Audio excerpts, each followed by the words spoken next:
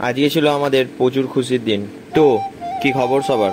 কেন আজকে আমরা এত খুশি সেটাই এই ভিডিওর মাধ্যমে তোমাদেরকে জানাবো। এখন বাজে সকাল 10টা আর আমরা তিনজনে বেরিয়ে পড়েছি কলকাতা যাওয়ার জন্য।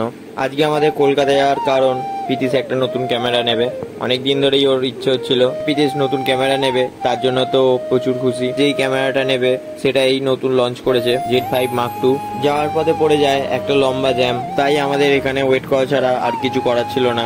অবশেষে জ্যাম কাটিয়ে আমরা আবার আমাদের যাত্রা শুরু করি। দেন কলকাতা পৌঁছানোর পর আমরা সিটিসি বাস স্ট্যান্ডের কাছে গাড়িটা পার্ক করি। এরপর আমরা হাঁটা শুরু করি, কারণ সামনে একটা মোড় টপকালি মেট্রোগলি। মেট্রোগলিতে ঢোকার পর থেকেই অনেক ক্যামেরার দোকান আছে। স্পেশালি মেট্রোগলিটা ক্যামেরার দোকানের জন্যই বিখ্যাত। এখানে ক্যামেরা কিনতে গেলে আগে তোমাকে ঠিকঠাক ভাবে জেনে আসতে হবে, নাহলে তোমার সাথে স্ক্যাম হতে পারে, কারণ এখানে প্রচুর সেকেন্ড হ্যান্ড ক্যামেরা বিক্রি হয়। এরপরই চলে আসে সেই সময় যখন সব কথাবার্তা কমপ্লিট হওয়ার পর ক্যামেরাটা ওপেন করা হচ্ছে।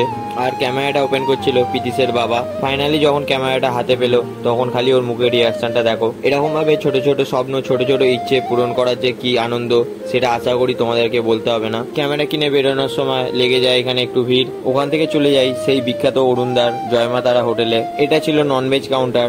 এখানে আমরা একটু খাওয়া দাওয়া করে নিলাম। সব কাজ মিটিয়ে খাওয়া দাওয়া কমপ্লিট করে আমরা বেরিয়ে পড়ি বাড়ির উদ্দেশ্যে। সব কাজ কমপ্লিট করতে একটু দেরি হয়ে গেল। ফেরার পথে ভিক্টোরিয়া সামনে দিয়ে আসছিলাম, তাই একটু ভিডিও নিয়ে নিলাম। বাড়ি ফিরতে ফিরতে আমাদের সন্ধ্যা হয়ে যায়। এখানে শুভদীপ ভাই আর পিতিশ ড্রাই বক্সটা নিয়ে যাচ্ছিল।